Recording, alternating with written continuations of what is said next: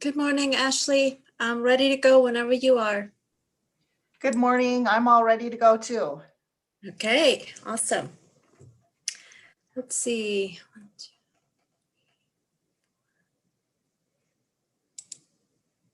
I think we have enough council members to get going. So, good morning, everyone. I'm going to call the Public Works Committee to order. And if we could put the public participation, excuse me, information on the screen, that'd be great. Thank you so much.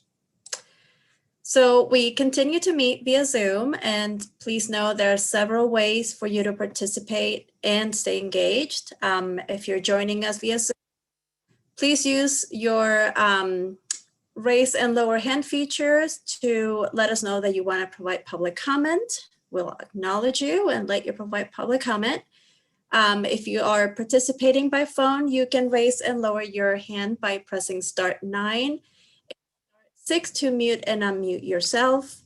You can always leave a voice message for your council. You can call 406-552-6012, and you can email council@ci.missoula.mt.us. And these meetings are recorded and can be accessed via YouTube or MCAT.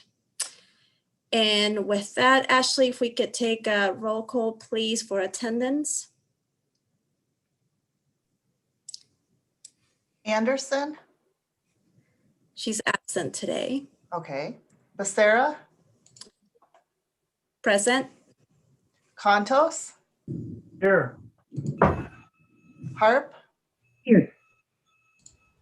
Hess? Present. Jones? Present. Merritt? Present. Ramos? Present. Cheryl? Present. Basika? Von Lossberg? Here. West? Here. Thank you. Okay, thank you, Ashley. Next, we have minutes to approve from our meeting on April 28th. Are there any amendments to those minutes? Okay, seeing none, those will stand approved. Let's see if we have any. I don't see any public to provide public comment on items not on the agenda. So with that, we will move right along to our first item, and that is co-sharing agreement with the United States Army Corps of Engineers for the Clark Fork area levee and 5 evaluation. And Tracy Campbell is here to present. Hi, good morning.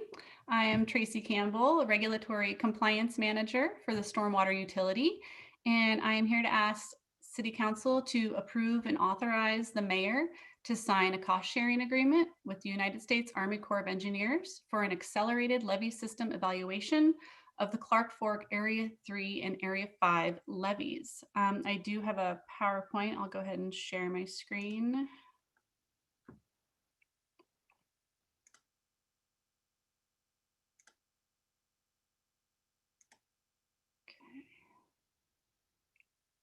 So, all right.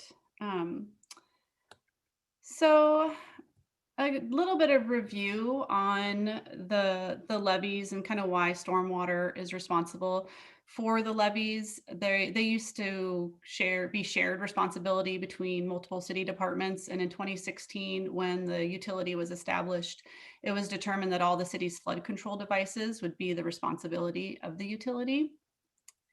And in the city, we have 4 accredited levees. We have 2 on the Clark Fork River. We have 1 on Grant Creek, and we also have 1 on Patty Creek. There's also 1 non-accredited levee that was formally sponsored by the city, and that's at McCormick Park. We also have an additional accredited levee within the city that is sponsored and managed by Missoula County, and that is the Orchard Homes Levee. So there's some maintenance requirements and certification is what we'll talk about next. So a little bit about the accredited levees and what that means. It means that the Federal Emergency Management Agency has determined that it meets the requirements to provide flood protection behind them. So those areas behind the levee are at a reduced risk for flooding. And so there's optional mandatory flood coverage in those areas. If the levees were to lose their accreditation, it would move into a category of requiring flood coverage. Can go from maybe 500 a year to 5,000 a year. So the properties behind the levees receive reduced flood insurance rates. Our Clark Fork Area 3 levee extends from Madison Street to Orange Street along the north bank of the river. It includes about a half mile of embankment as well as about 0.17 miles of a flood wall. It protects approximately $14 billion in property, according to the Army Corps of Engineers. It's inspected annually by the city and the Corps because it is a federal levee. Its rating is minimally acceptable.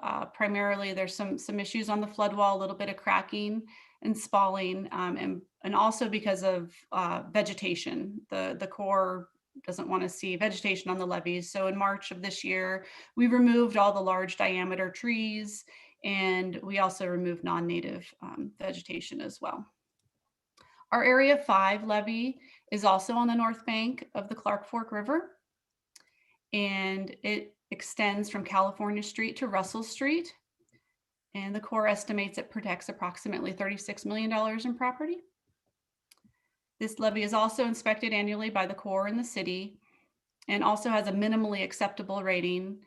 And most of those recommendations for improvements are based on management of vegetation and riprap. So there is actually about 300 linear feet of that levee that will be rehabilitated by the Corps and paid for by the Corps. It's about 300 feet from California Street downstream, where there's been displaced riprap due to past flooding events. So we'll be addressing that deficiency in the levee here this year. And then we've also managed vegetation on that levee to better align with the Corps standards. Both that occurred in February 2020 and again this year.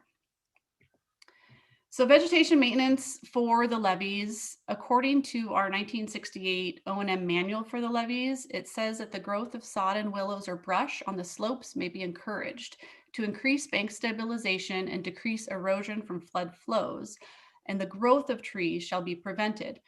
So this somewhat differs from a little bit more modern guidance from the Corps, where they want to see no vegetation at all on the levees. But because we are in critical habitat for threatened bull trout, we need to also adhere to U.S. Fish and Wildlife Service standards for that habitat protection. So we're going with this 1968 O&M manual, which provides, I think, better guidance for us in Missoula to move towards native shrubs on the slopes. So certainly removing all our non-native vegetation. We have a lot of non-native trees. We have Siberian elm, golden willow, maple. So wanting to remove all those. In addition, we do have to remove the cottonwoods because they do get large and can destabilize the bank when they fall into the river. So our overall goal is to transition the levee slopes to a native shrub cover where the diameter of those stems is less than 4 inches. A little bit about the floodplain mapping. The current floodplain maps are based on methodology from the 1960s, data from the 1970s.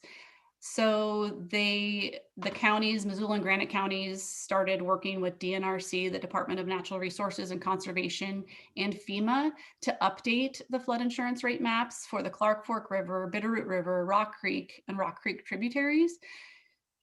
So they want to be able to more accurately depict the floodplains based on current methodology using HEC-RAS and computer systems and better LIDAR elevation data. This is a link to the DNRC website where you can find more updates on what's going on with the floodplain mapping process right now. And it's because they're getting mapped and revised, that they're revising the floodplain maps, that we are required to recertify the levees in order for them to retain their accreditation. So for those properties behind them to continue to be protected and be in that protected zone behind a levee and receive reduced flood insurance rates, they have to be recertified. A background into the floodplain mapping process: it starts with survey, looking at the river surface, ground surface elevations. Next works into hydrology, kind of looking at where the river is going to move, and then hydraulics, looking at velocity in addition to where the water is going to be moving in large flood events. And finally, that hydrology and hydraulics come together to delineate the floodplain. The DNRC has created a project timeline to help communities through this process and making sure that we submit our certification package to FEMA in time. As the flood insurance rates come out, we want to align our certification process with that so we don't have any gap in coverage. So everything, they're moving along really well. They started with the survey, they've done that. Hydrology has been completed. Now they're gonna start working on hydraulics and looking at maybe, I think now it looks to be estimated in early 2022 when they should have some draft maps available for public review. And so by 2023 is when they're expected to have the finalized maps. The certification process involves design criteria, interior drainage plans, emergency action plans, operation plans, and a maintenance plan. So all of these are part of the certification package that must be delivered to FEMA in order for those levees to retain accreditation.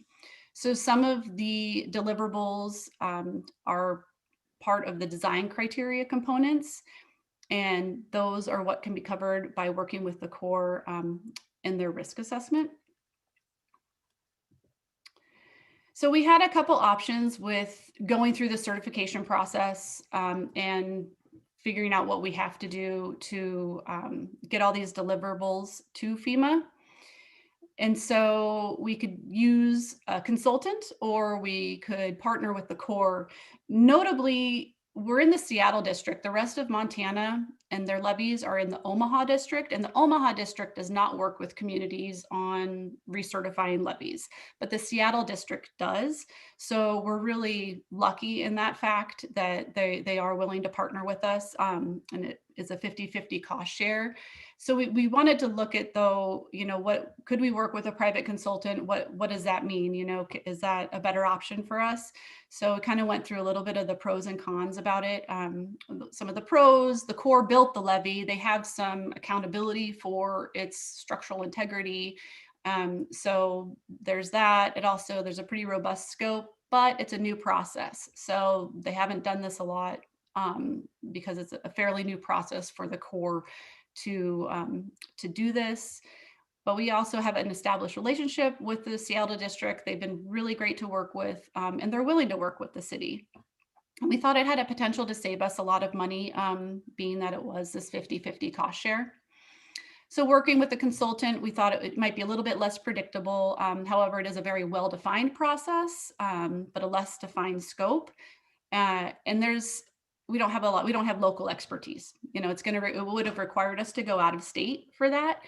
And it just makes it also, after I phoned in one of the consultants that helped with the stormwater facility plan, an engineering firm in Missouri, and speaking with the engineer there, he stated basically, if the Corps was willing to work with us, because he's in that Omaha district, right, where they don't work with them. Anyway, he said, if they're willing to work with you, it was a no-brainer to partner with them. And he said, even more so nowadays, consultants because of the liability involved with recertifying these levees, they're very gun shy, reluctant to do it, and the costs can skyrocket because of that. So we really thought working, with the Corps based on kind of these big things, the fact that the consultant that kind of was our best bet for, working with for certifying them said we should partner with the Corps, and also potential to save us a lot of money. So in September 2020, Mayor Engen signed a formal request for assistance to Colonel Bullock, the district commander of the Army Corps Seattle District. That was the request to go into a cost sharing agreement with them. And so the total cost to prepare the certification package to FEMA for both the levees has been estimated at $717,000. And so the Army Corps and the city of Missoula pay half of that. So the city would be paying $358,500. All right, well, thank you so much. Happy to answer any questions you guys might have. Thank you, Tracy. Super important stuff that I think the city needs to be part of, and certification is incredibly important for a number of reasons. So happy that we can partner with the Corps of Engineers and share on that cost. Let's see here. Julie and then Heather. Thanks, Tracy. Thanks for that, for this great presentation. I think you really hit all the items that we need to understand. I am definitely not opposed to partnering with the Army Corps, and I also have talked with some engineers who are kind of in this field, and they discussed with me the risks that are associated with a consultant doing this certification work, and how reluctant most consultants are to do this. But I also wonder about whether or not the Army Corps and the city's interests are aligned completely. I mean, we've gotten direction from the Army Corps in the past that was somewhat contrary to what the city of Missoula values were in regards to vegetation and what they wanted to see happen with the levees. So could you speak to that a little bit? I mean, is there a potential for a conflict between the city and the Army Corps as to what they would recommend in the end? I mean, I think that's a good question. I think what that cost doesn't reflect is the cost for any kind of rehabilitation work if they find deficiencies in the levees. So that's a potential for sure. And it's a potential certainly if a private consultant did it as well. But regarding the vegetation, I think there's actually a real shift in what the Corps is talking about with vegetation, because it is recognized that we have a TNE, a threatened and endangered species in critical habitat through Missoula. And so the Fish and Wildlife Service has requirements for that, whereas the vegetation is a recommendation by the Corps. And so it's been really great working, there's two schools of thought still, right, within the Corps. Some people you talk to really want to see nothing on the levees, but there's definitely kind of the new school attitude coming in and recognizing that, we should have vegetation on them for a number of reasons. And so I think we're moving towards that, to be honest. So I'm working with the team that's doing the 300 feet of riprap replacement on Levee 5.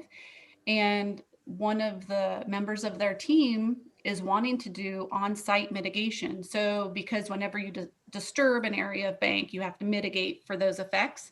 And she's looking at recommending planting shrubs on that slope. That's an Army Corps person, So, but again, she has to work with her team and her, the other people that may be more ingrained in the no veg rule. But I think there's definitely movement on that. Thank you. Thanks, Tracy. Heather. Hey, Tracy, great presentation. And I really, first off, want to say thanks for including some of those photographs from 2018's flooding. I think when we're not in a moment of crisis, we forget how bad things can actually get in our community. So thanks for reminding us of that. My question to you is, why are we only discussing the two Clark Fork levees and not the Grant Creek, Patty Creek, Orchard Homes, or McCormick levees?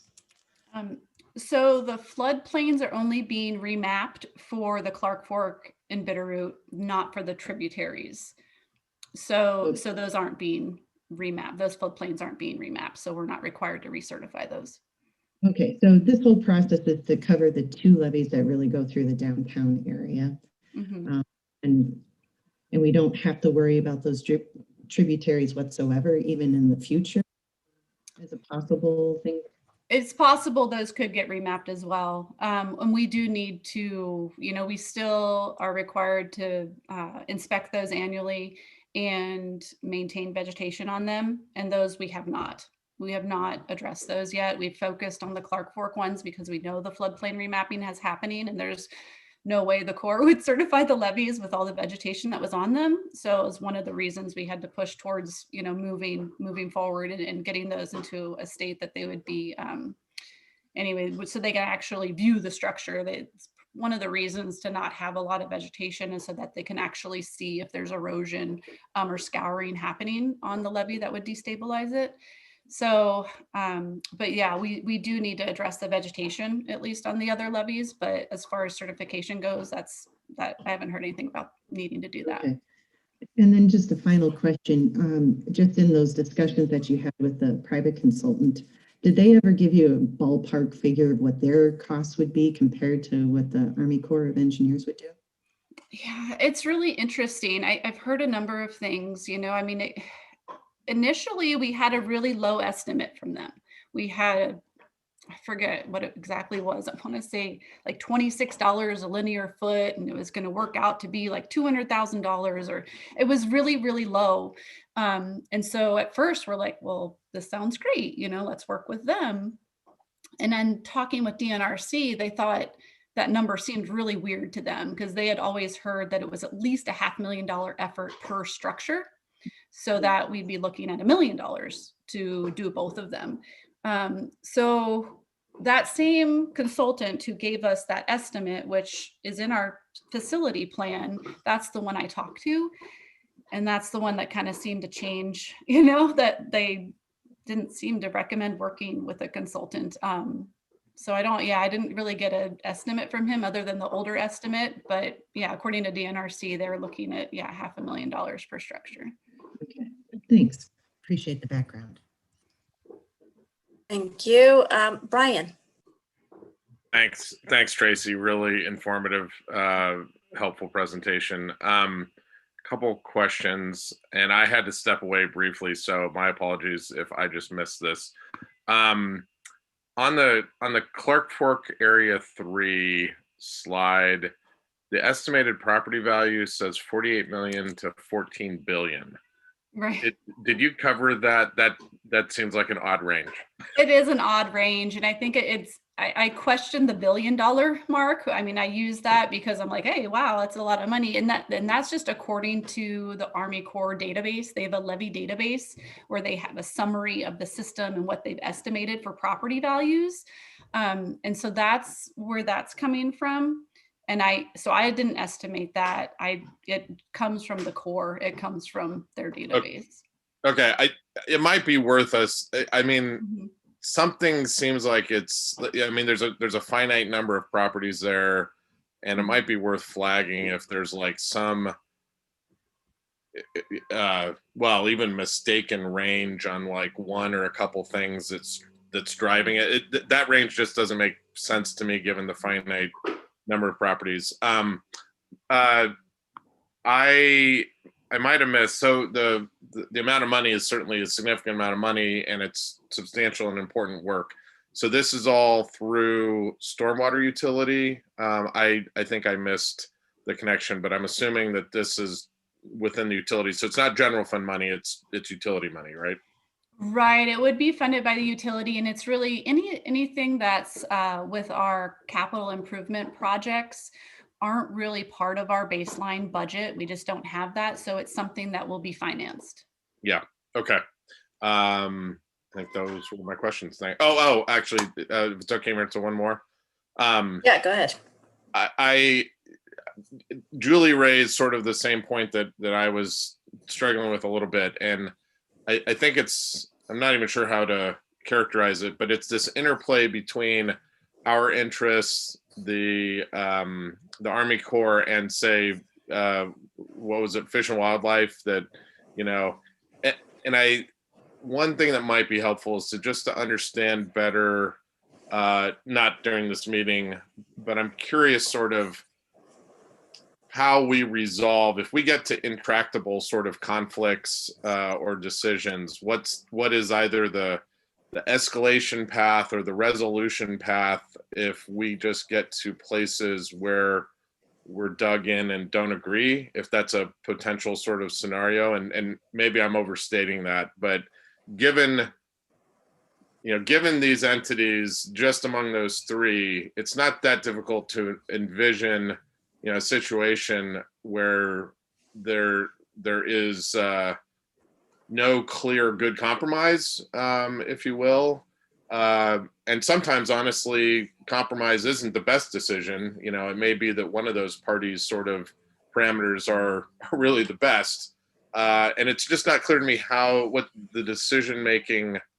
the ultimate decision-making sort of authority and structure would be if we find ourselves in positions like that. I hope that made some sense. So.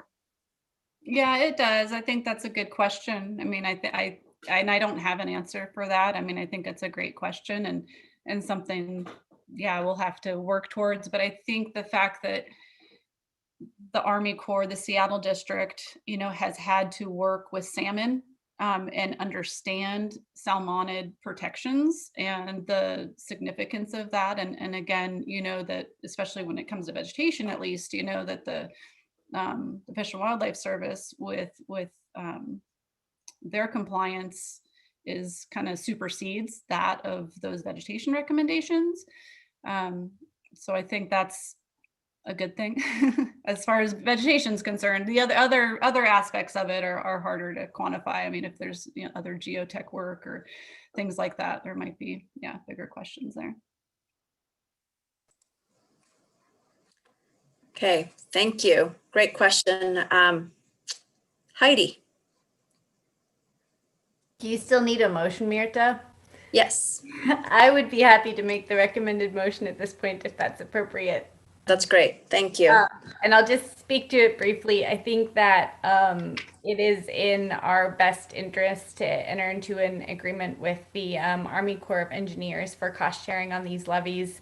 I think there is clearly a lot of implications for people that live in these areas. If we were to lose certification, it would make them subject to having to get flood insurance, which really impacts especially people that live in these areas, some of which are low-income housing developments, and it would just remove the affordability of those particular properties, and just really impact downtown Missoula in a really negative way. I think that the levees in general have a lot of different parties that are involved in this discussion beyond even the Army Corps of Engineers and environmental interests. On a grand scale, this also involves not these levees, but the conversation involves the county.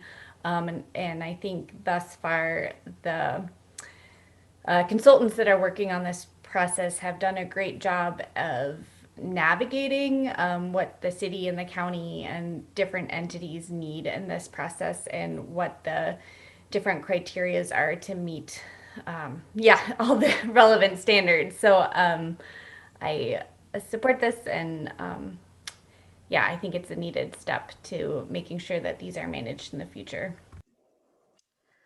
Agree. Thank you. And we have a motion on the floor. Let me see if any of the attendees would like to provide public comment on this motion. please raise your hand and let us know. Okay, seeing none. If we could get a roll call vote, please. Becerra, Yes. Contos, Yes. Harp, Yeah. Hess, Yes. Jones, Yes. Merritt, Yes. Ramos, Yes. Cheryl, Yes. Von Lossberg, Yes. West. Yes. That's 10 yeses and 0 nos. Thank you, Ashley. And thank you so much, Tracy. That was a really great and informative presentation. Work that needs to happen. So, All right. Thank you so much. Appreciate it. okay. All right. We will now move to our second item on the agenda, and that's the Mulligan Build right-of-way agreements. And Jeremy Keene will be presenting. Thank you. Jeremy Keene, Director for Public Works and Mobility. I have the next step in the process for the Mulligan Build project. Let's see if I can get screen shared here.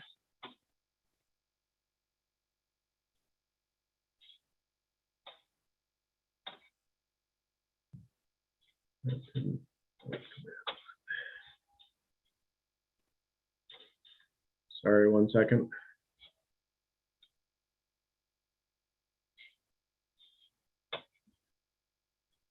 My controls.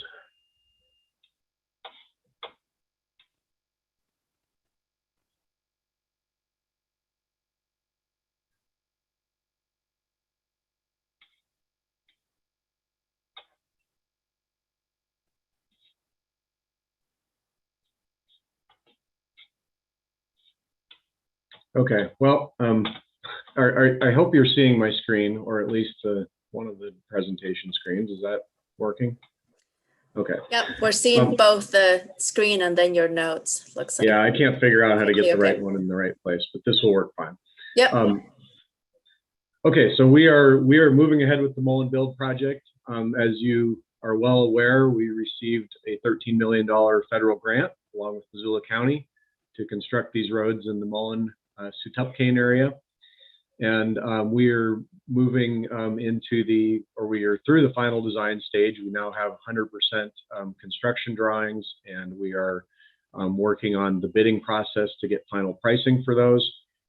And we're wrapping up our right-of-way acquisition, which secures the necessary right-of-ways for all of the roads that we're going to construct. So what we have before you today is the first set of right-of-way agreements. These deal with the Mary Jane Boulevard corridor, and these secure the right-of-ways and easements necessary to construct the project as required by federal regulations, and they also specify the improvements and cost sharing that's going to be included in the project. And there's 6 different agreements here. They all essentially do the same thing, but each one has its own nuances that are specific to the properties involved. One of the things we have to do, because this is a federal project, is follow the Uniform Relocation Assistance and Real Property Acquisition Act of 1970. This is usually just referred to as the Uniform Act. And basically, this is a measure that was put into effect to make sure that people that are affected by federal highway projects are fairly compensated for the impacts of the acquisition of their land, or in some cases actually, physically moving their houses or businesses. Part of what this does is it requires that that anyone who is selling right-of-way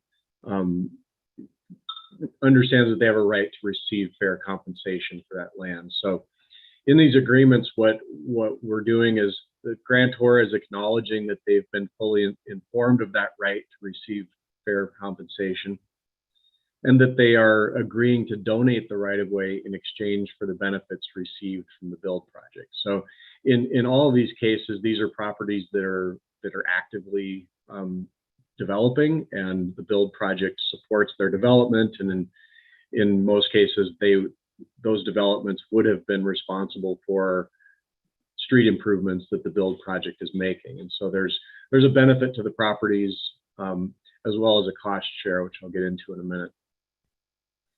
So the agreements spell out the improvements that we're making, both with the current phase of the project, as well as future phases. You know, in some cases, because of the limited funding that we have, we deferred some of the scope, and we'll come back in the future and complete those pieces. And an example is, in some cases, we're not going to complete all of the sidewalks until development occurs on those particular parcels.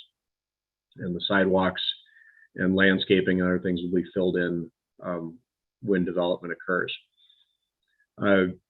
It also spells out the improvements that are to be constructed by the developer. So there are some things that we are still looking to the developer to complete.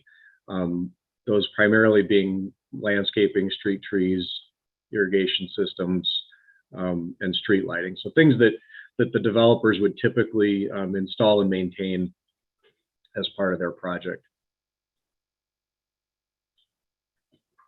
And the cost sharing is spelled out in terms of contributing or participating in the special impact fee. We did the transportation impact fee on March 1st, and we have a special utility development fee that's pending. We'll bring that to council just as soon as we get our final costs and can bring specific numbers for the utility improvements. And then in a couple of cases, there are direct payments for improvements that were required by subdivision that were outside of either the special transportation impact fee or the utility development fee. So they're making a direct payment to the project. And all of this works out to be, roughly 50% of the cost of the transportation improvements, and a portion of the utility improvements are paid for by the build grant that we got. So it's reducing the overall cost of development. And what's being acquired in these agreements are about 4 different things here. We're acquiring public right-of-way easements. These will be permanent easements. We're acquiring temporary construction easements, which is just to give us room to work. So these are about 10 feet outside of the permanent right-of-way, just to allow for slope construction and other construction phasing. We're getting a grant of possession on one property. This is a temporary right-of-way, essentially, just to expedite the process so that we have that right-of-way in place when we need it to start the project. And that will eventually be dedicated as fee right-of-way through either subdivision or subdivision exemption. So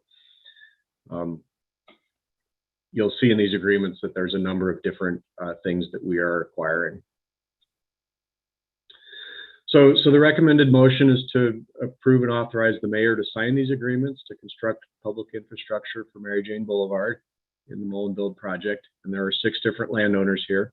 Actually 5. We have two agreements with the Flynn Family Limited Partnership. One is the grant of possession. The other is a right-of-way agreement. So I'm happy to dive into any detail that you're interested in. If you want to see these on a map or anything like that, I can bring up a map and show you where they are. Thank you, Jeremy.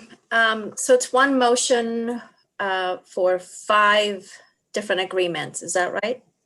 6 different agreements. There are 6 different motions in the referral. Yeah. Since each one is a separate agreement. Okay. Any questions? Heather? When offered a map, I take it. So Jeremy, if you'd be so kind to show that to us.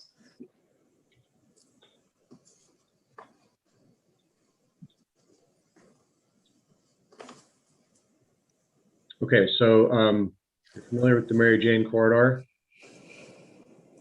Starting at the north end, Rocky Mountain Beverage, this is the Summit Beverage project and the VA clinic that's going in, acquiring right-of-ways and easements along that portion of Mary Jane. The next one is this one, the Shannon Lukert property, which is currently in very early stages of development. They haven't submitted anything formal, but they do have some concepts, and we've coordinated our design with those.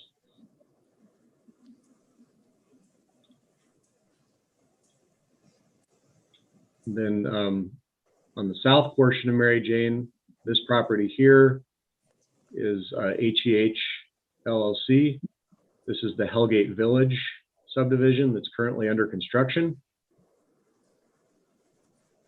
And to the south of that is this large parcel, 57 acres, that is the Flynn Family Limited Partnership. And they own both of these parcels.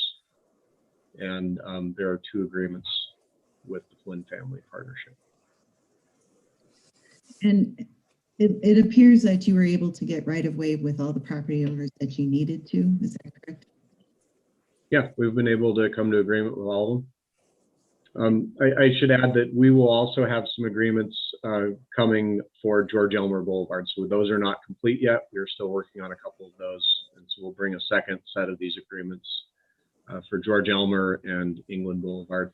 And since some of this project is also in the county, there are agreements being signed with the county as well. So properties that fall within the county are being signed by the county, and the properties that are within city limits are those agreements are being signed by the city. I appreciate it. And Jordan. Thanks. I was just going to make the recommended motions if that's in order. Yes, thank you. And a couple of questions and comments, I guess. So first of all, a comment, Jeremy, really appreciative of all the work that you and your team have been doing on this. I know it's a ton of work to get this build project off the ground, and this is a really good milestone. Next question is, when will we see the first dirt moving as a function of this project? So we are targeting July 1st for a notice to proceed. The wild card there is that we have a grant agreement with Federal Highways that still needs to be signed. We're not exactly sure about their timeline, but things seem to be going well. It's been submitted, they've reviewed it, and we're trading comments. So I'm optimistic that we will get that signed in the next couple of months and be ready to go on July 1st. That's fantastic. Thanks, I appreciate it. Yeah, I too share in the enthusiasm about seeing this moving along. I know that this has been a vision for a long time, and getting these agreements moving through is a huge step forward in making it a reality. So excited to see this happening. Okay, so we have a motion on the floor. Any public comment? This would be an opportunity to provide that comment on this item. And seeing none, let's take our roll call vote, please, Ashley. Becerra, Yes. Contos, Yes. Harp, Yes. Hess, Yes. Jones, Yes. Merritt, Yes. Ramos, Yes. Cheryl, Yes. Von Lossberg, Yes. West. Yes. That's 10 yeses and 0 nos. Great, so that passes. And thank you, Jeremy, for all your work on this and for bringing this forward. Thank you all. And with that, we don't have anything, so we would be adjourned on time.